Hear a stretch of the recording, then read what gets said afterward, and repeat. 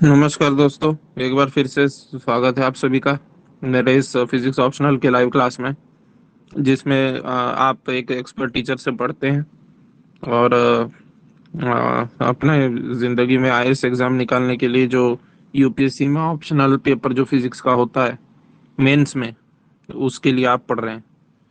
ठीक है। तो let me upload the PDF first. Okay.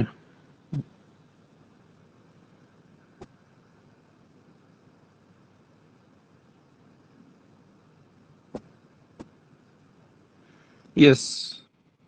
So as you can see that we had covered lot of in the last class. We were doing a motion under a resistive force. Okay. So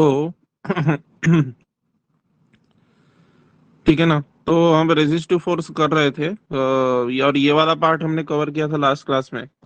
आपको याद भी होगा कि when resistive force is proportional to velocity of moving body. ठीक है ना। इस case में इक्वेशन ऑफ मोशन क्या होगा? इक्वेशन ऑफ मोशन तो नहीं एग्जैक्टली, बट वेलोसिटी और डिस्प्लेसमेंट का जो एक्सप्रेशन है वो हमने निकालने की कोशिश की थी। ठीक है। तो देख लीजिएगा पिछला क्लास अगर आपने नहीं देखा है तो। इस क्लास में हमारा जो टॉपिक रहने वाला है वो particle falling under gravity with frictional force of air directly proportional to velocity. अब देखिए दोस्तों, यहाँ पे ये बहुत दिलचस्प ये है, केस है कि आप देख सकते हैं कि आप बचपन से जो आपने प्लस टू लेवल पे जो न्यूमेरिकल सॉल्व किए होंगे, या आपने कभी जेई जेई का एग्जाम दिया होगा आज से जितने भी साल पहले, काफी साल हो चुके होंगे आपको तो, क्योंकि आपके तो 21 प्लस हो गए। आप तो, मैं तो ये अज्यूम करके चल रहा हूँ कि व्यूअर्स आर 21 प्लस, क्योंकि वही लोग यूपीएससी का एग्जाम देते हैं और तो कोई देता नहीं है। ठीक है। So you must be 21 to 32 के बीच में। तो आपने किसी समय दी होगी जो ये एग्जाम्स प्लस टू लेवल की या जेई के लेवल की। इसमें हम अज्यूम कर लेते थे कि जब भी कोई ऑब्जेक्ट को किसी हाइट एच से छोड़ा जाता है, मतलब फ्री फॉल जिसे कहते हैं। ठीक है। तो जब भी किसी हाइट एच से एक बॉडी नीचे की ओर आती है, gravity constant gravitational force field में गिरती हुई नीचे आती है, तो हम न्यूमेरिकल सॉल्व करते समय एक अजम्पशन हमेशा ले लेते थे। कौन सा अजम्पशन? कि air resistance is negligible. Air resistance is negligible, ये हम मान के चलते थे। लेकिन अब आज का जो हमारा किस्सा रहेगा कि उस समय, उस जमाने में जब हमने वेलोसिटी और क्या बोलते हैं डिस्प्लेसमेंट का वैल्यू नहीं निकाला था, अ, पर आज हम निकाल रहे हैं। तो आज यदि हम निकाल रहे हैं तो naturally we are considering air resistance. ठीक है ना। सो अब छोटी क्लासेस में नहीं रहे हम, इसलिए अब हम बड़ी क्लासेस वाला काम कर रहे हैं कि एयर रेजिस्टेंस कंसिडर किया जाए। पर ये एयर रेजिस्टेंस भी आइडियलिस्टिक किस्म का है दोस्तों। किस टाइप का एयर रेजिस्टेंस है ये? यहाँ पे जो एयर रेजिस्टेंस एक्ट कर रहा है इस फ्रीली फ्रीली फॉलिंग ऑब्जेक्ट पे, जो एयर रेजिस्टेंस अपवर्ड डायरेक्शन में एक्ट कर रहा है, and the gravitational force which is acting in the downward direction. ठीक है ना। और ये पार्टिकल का मास कितना है? m है। ओके। और ये वेलोसिटी v से नीचे जा रहा है। समझ में आ रही है बात आपको?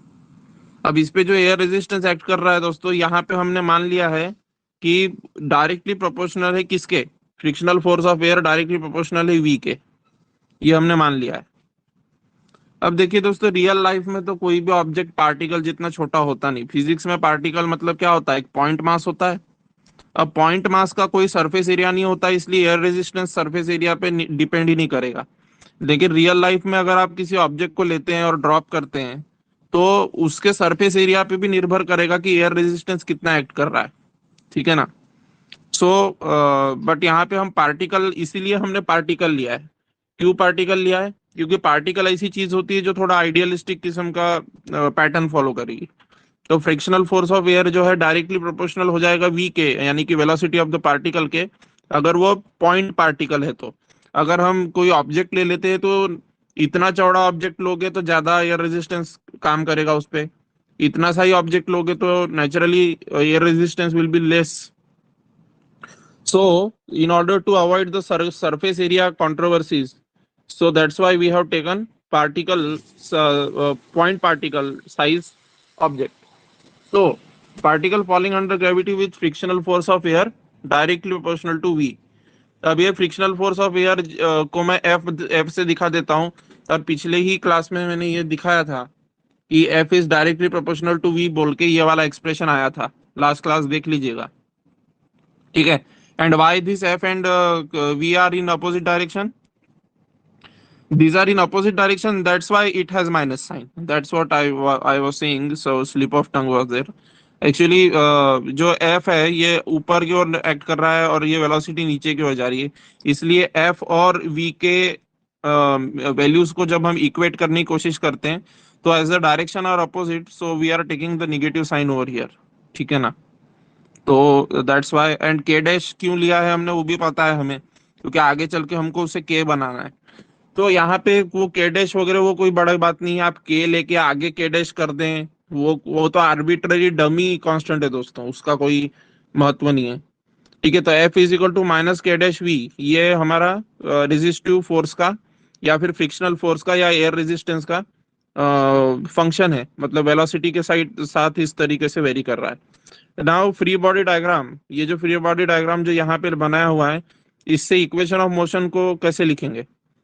ये जो हमारा ऑब्जेक्ट है, हम ऐसा मान के चल रहा है कि इसका जो मतलब एक्सेलरेशन है वो कांस्टेंट है, मतलब वो वेरी नहीं कर रहा है, ऐसा मान के चल रहे हैं हम, ठीक है ना. So what will be the acceleration of the object, M DV by D T, ठीक है. तो इक्वेशन ऑफ मोशन कैसे लिखेंगे, M DV by D T, किसी भी इंस्टेंस पे M DV by D T जो है वो किसके इक्वल हो जाएगा, दो फोर्स एक्ट कर रहे हैं किसी भी इंस्टेंस पे. कौन से दो फोर्स, एक तो एम जी, ये इंस्टेंटेनियस है दोस्तों, ये इक्वेशन ऑफ मोशन क्या है, ये इंस्टेंटेनियस है, इंस्टेंटेनियस, ठीक है ना. इंस्टेंटेनियस क्यों है, क्योंकि ये हर एक टाइम पे ये वैलिड होगा ये वाला इक्वेशन. और ये इस वाले इक्वेशन में v इज अ वेरिएबल जो कि वेरी करता रहेगा. So this equation is instantaneous वाला इक्वेशन, ठीक है ना.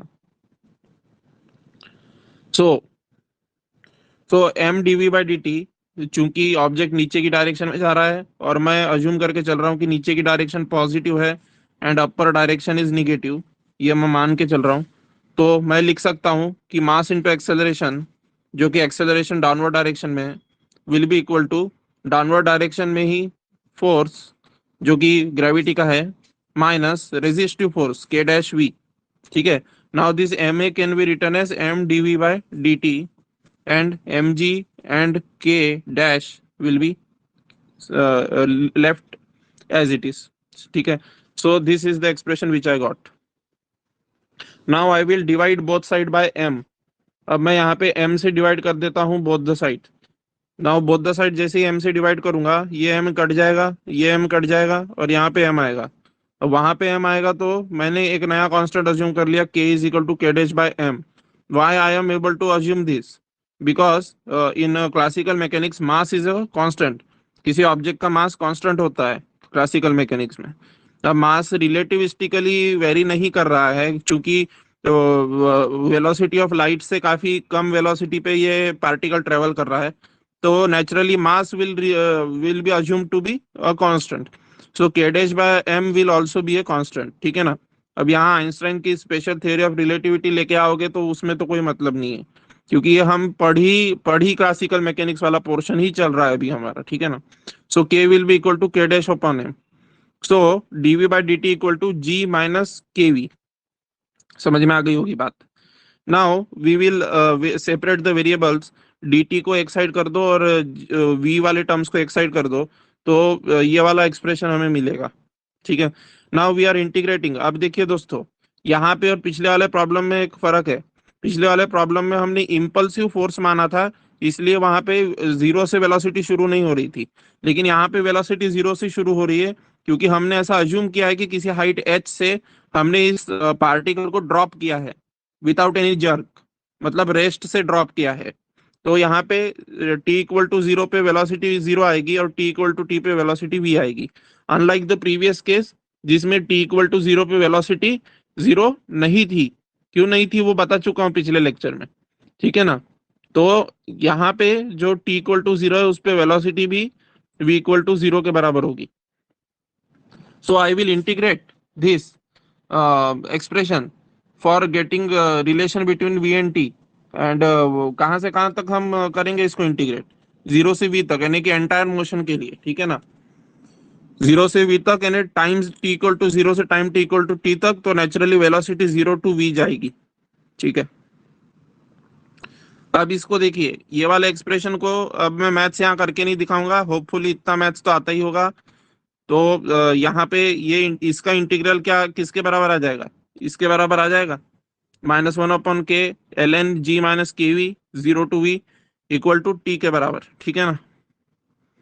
अब ये क्या होगा फिर, v यहाँ पे इसको लिमिट्स को सब्स्टिट्यूट करेंगे तो ये मिलेगा, ठीक है। फिर ये e to the power minus K T हो जाएगा, g minus K V upon G will be equal to this, and what will be the value of v then, v का वैल्यू यहाँ से आप निकाल सकते हैं वेरी इजीली, थोड़ा सा ही अलजेब्रा है बस, 1 - kv ओवर जी हो जाएगा ये, ठीक है ना। जी को दो दो पार्ट में तोड़ के लिखिए, जी बाई जी लिखिए, -kv/g लिखिए, तो this is the thing which we will get. And after that 1 को एक साइड कीजिए, फिर ये k/g को एक साइड कीजिए तो g/k हो जाएगा। सो this is the expression which you will get. अब ये सिंपल मैथ्स में करके यहाँ नहीं दिखाने वाला हूँ, ठीक है। This PDF is self explanatory for that. और अगर आपको मैथमेटिकल स्टेप्स समझ में नहीं आती तो रिकमेंडेशन ये है कि पीडीएफ डाउनलोड होने के बाद में सबसे पहले वो मैथमेटिकल स्टेप्स आप रफ नोटबुक में करके देखिएगा, ठीक है। तो आपको समझ में आ जाएगा, ये कोई बड़ी बात नहीं है। If the viscous medium is long, अब मान लीजिए कि विस्कस मीडियम बहुत लंबा हो जाता है, तो वेरी लॉन्ग विस्कस मीडियम मतलब मान लीजिए ऐसा कोई केस है कि ये विस्कस मीडियम एकदम ही मतलब लंबा है, ठीक है। तो उस केस में क्या होगा कि time T equal to infinity पे, अब ये वाला जो किस्सा है ना मीडियम, ये वाला किस्सा अर्थ पे कभी नहीं होगा, वाई अर्थ पे कभी नहीं होगा। क्योंकि अर्थ पे इसलिए कभी नहीं होगा क्योंकि विस्कस मीडियम हम लॉन्ग नहीं ले सकते अर्थ पे विस्कस मीडियम लॉन्ग नहीं ले सकते, क्योंकि हमें कांस्टेंट ग्रेविटेशनल फोर्स फील्ड चाहिए। कांस्टेंट ग्रेविटेशनल फोर्स फील्ड किस केस में आएगा, कांस्टेंट ग्रेविटेशनल फोर्स फील्ड सिर्फ तभी आएगा जब रेडियस से काफी छोटी हाइट होगी, अर्थ के रेडियस के कंपैरिजन में, अर्थ के रेडियस के कंपैरिजन में काफी छोटी हाइट होगी कि जो है ग्रेविटेशनल फील्ड कांस्टेंट अज्यूम किया जा सकता है। विस्कस मीडियम को लॉन्ग मान लेते हैं, मतलब कोई दूसरा एग्जांपल हो, मान लीजिए कोई हिपोथेटिकल यूनिवर्स है जहाँ पे यूनिफॉर्म फील्ड होता है, ठीक है, सरफेस से हाइट भी बहुत ज्यादा लेने पे फील्ड ही आता है, सपोज ऐसा कोई यूनिवर्स है, तो वहां की बात करते हैं हम, विस्कस मीडियम लॉन्ग है, लॉन्ग विस्कस मीडियम और कांस्टेंट फोर्स फील्ड है, और ये फोर्स भी वेलोसिटी पे डायरेक्टली प्रोपोर्शनल है। तो ऐसा कोई अगर केस लेते हैं हम जहाँ टी इक्वल टू इन्फिनिटी हो, तो naturally this term will turn to zero, ये वाली टर्म जो है वो जीरो के बराबर हो जाएगी।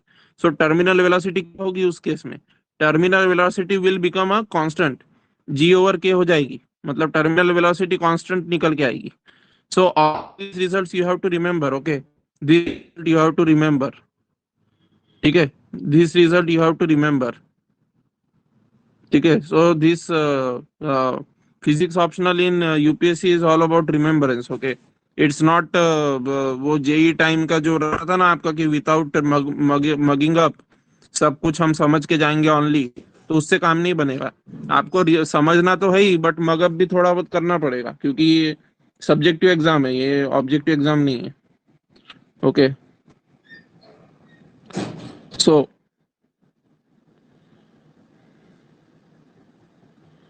सो द विस्कस मीडियम अगर बहुत लंबा ले लेते हैं तो एक बात तो जाहिर हो जाती है कि यूनिफॉर्म मोशन शुरू हो जाएगा, बहुत लंबे समय के बाद में यूनिफॉर्म वेलोसिटी से मोशन शुरू हो जाएगा, मतलब कि यूनिफॉर्म मोशन शुरू हो जाएगा, ठीक है ना, शुरू हो जाएगा एक इन्फिनिटी टाइम पे। किस केस में, किस केस में, जब भी कांस्टेंट फोर्स फील्ड में वेलोसिटी के प्रोपोर्शनल रेजिस्टिव फोर्स लगेगा, तो इन्फिनिटी टाइम पे, मतलब बहुत लंबे टाइम के बाद में जो वेलोसिटी है वो कांस्टेंट हो जाएगी, और time T equal to infinity पे जो मोशन है वो यूनिफॉर्म मोशन हो जाएगा, ठीक है ना। And this velocity which is achieved finally, which remains constant at time T equal to infinity, such a velocity is called as terminal velocity. Terminal मतलब जो अंत की वेलोसिटी है। टर्मिनल मतलब क्या होता है, अंत, ठीक है। So T V equal to G by K is terminal velocity. अब वही जो हमने वेलोसिटी के लिए किया, अब उसी को हमें डिस्टेंस के लिए करना है। सो मुझे नहीं लगता कि इसमें कोई बड़ी बात होगी, कोई डिफिकल्टी आएगी आपको। v equal to D X by D T ले लीजिए। v equal to D X वाले एक्सप्रेशन में v के जगह पे लिखिए D X by D T, ठीक है ना, क्योंकि rate of change of displacement होता है वेलोसिटी। और यहाँ पे फिर से मोशन वन डायमेंशन है, यूनी डायरेक्शनल है, तो distance and displacement both are going to be the same thing. So D X by D T, इसका वैल्यू इसके बराबर आ जाएगा, और जो यहाँ पे हमने लिखा है, अब यहाँ पे वही करना है हमें। फिर टी वाले टर्म एक साइड, एक्स वाले टर्म एक साइड, फिर 0 टू एक्स इंटीग्रेट करेंगे, क्योंकि टाइम टी डिस्प्लेसमेंट 0 था, ठीक है, कुछ भी डिस्टेंस ट्रेवल नहीं किया था। और time T equal to T पे जो है कुछ डिस्टेंस एक्स ट्रेवल कर जाता है वो। सो actually this is going to be the integration. ये इसका इंटीग्रेशन करने के बाद में, लिमिट्स डालने के बाद में, आप कुछ इस तरीके का रिजल्ट पाएंगे अपने आंखों के सामने, कुछ इस तरीके का रिजल्ट, ठीक है ना। सो यहाँ की जो मैथमेटिकल स्टेप्स है वो मैं समझाना जरूरी नहीं समझता। अगर आपको इंटरेस्ट है इसके मैथमेटिकल स्टेप्स जानने में, तो ये पीडीएफ डाउनलोड कीजिए और रफ में करके देखिए। ये पीडीएफ डाउनलोड करने के लिए आप मेरे टीचमेंट की वेबसाइट पे जाइए, वहां पे मैंने अनाउंसमेंट सेक्शन में ये पीडीएफ डाउनलोड करके रखी है, वहां अपलोड की है मैंने, तो वहां से आप डाउनलोड कीजिए। और वहां से डाउनलोड करने के बाद में ये पीडीएफ को पढ़िए ध्यान से, तो यू विल फाइंड कि ये जो मैथमेटिकल स्टेप्स मैं नहीं समझा रहा हूँ, these all these steps, these are very much self explanatory. मुझे नहीं लगता इसमें कुछ समझाने की जरूरत पड़ना भी चाहिए, ठीक है ना। Okay, so let's keep the lecture this much only. From we will once again watch see a PYQ in the next class. Bullet का प्लैंक के साथ क्या इंटरेक्शन होता है वो देखेंगे, ठीक है। So I will see you in the next class. तब तक के थैंक यू वेरी मच। जय हिंद, जय भारत, अपना ख्याल रखिएगा।